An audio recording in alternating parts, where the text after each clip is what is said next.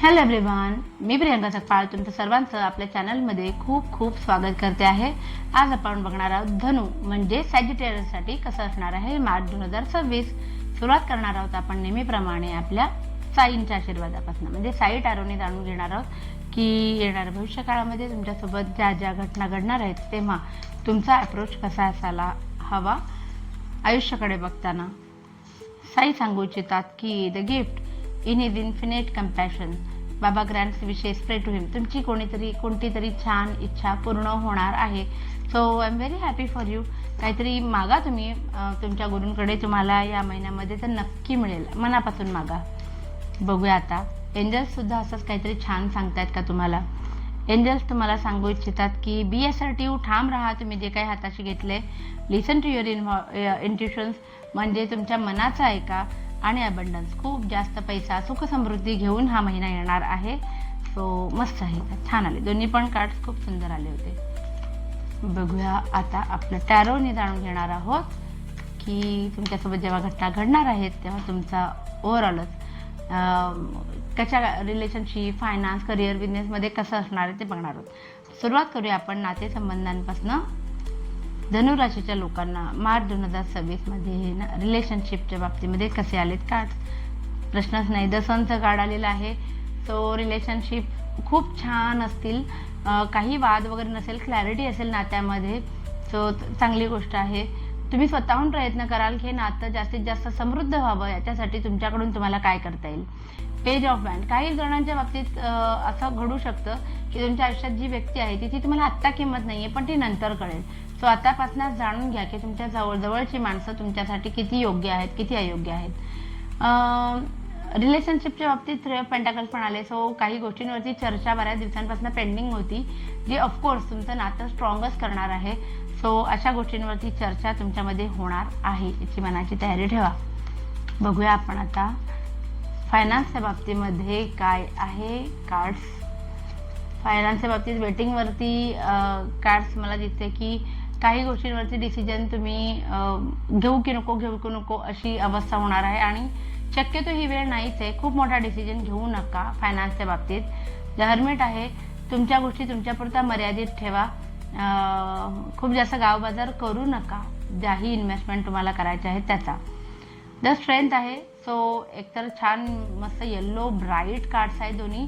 So पैसे येतील आणि पैसे छान जपाल, आणि डिप्लोमॅटिकली तुम्ही त्याचा, लॉजिकली सुद्धा त्याचा उपयोग तुम्ही तुमच्या वैयक्तिक प्रगतीसाठी करताना मला दिसत आहे। सो सुंदर। बघूया आपण आता करिअर आणि बिझनेसच्या बाबतीमध्ये धनुराशीच्या लोकांसाठी कसे आहेत कार्ड्स। करिअर आणि बिझनेसच्या बाबतीत धनुराशीच्या लोकांसाठी मार्च 2026 कसा असणार आहे। खूप जास्त दगदग करू नका, कारण हे पण कार्ड मला सांगते की तुम्ही लिटरली एक्झॉस्ट झालाय। सगळ्या जबाबदाऱ्या स्वतःवरती घेऊन मध्ये करिअरमध्ये वर्कलोड असू दे ना, तर बिझनेसमध्ये एकट्या स्वतःच्या खांद्यावरती सगळ्या जबाबदाऱ्या घेणं असू दे, तर ह्या महिन्यामध्ये तुम्ही थोडेसे तुमच्या जबाबदाऱ्या वाटून टाकताना मला दिसत आहे। हे कार्ड सांगते खूप जास्त दगदग केलेली आहे, त्याच्यामुळे तुम्हाला थकवा येऊ शकतो, आजारपण येऊ शकतं। सो हे कार्ड जेव्हा जेव्हा येतं तेव्हा तुम्ही आपोआप अलर्ट मोडवरच जायला हवं। बाकी एस ऑफ कप आहे, नवीन अपॉर्च्युनिटीज येतील ज्याच्यामुळे तुमच्या मनाला खूप जास्त आनंद मिळेल, शांतता मिळेल, ट्रान्सफॉर्मेशन होणार आहे तुमच्या लाईफमध्ये। ज्या गोष्टीची तुम्ही वाट बघत होतात त्या गोष्टी घडणार आहेत। आणि इमोशनली काय म्हणतात ना, कंपॅटेबिलिटी आणि गुड हेल्थचं कार्ड आहे हे। सो करिअरच्या बाबतीत रीड करताना मी म्हणेन की ज्या गोष्टीसाठी तुमचा एवढा आटापिटा चालला होता, मग ती प्रोफेशनल ग्रोथ असेल, सॅलरी इन्क्रीमेंट असेल, तर तुम्ही मनाची शांती तुम्हाला मिळेल, अशा घटना घडतील, म्हणजे तुमची प्रोफेशनल ग्रोथ होईल। बिझनेसच्या बाबतीत सुद्धा नवीन पार्टनरशिप प्रपोजल येऊ शकतं, त्याची मला लक्षणं दिसत आहेत। ठीक आहे, सो आलं तर यू कॅन गो अहेड। सुंदर।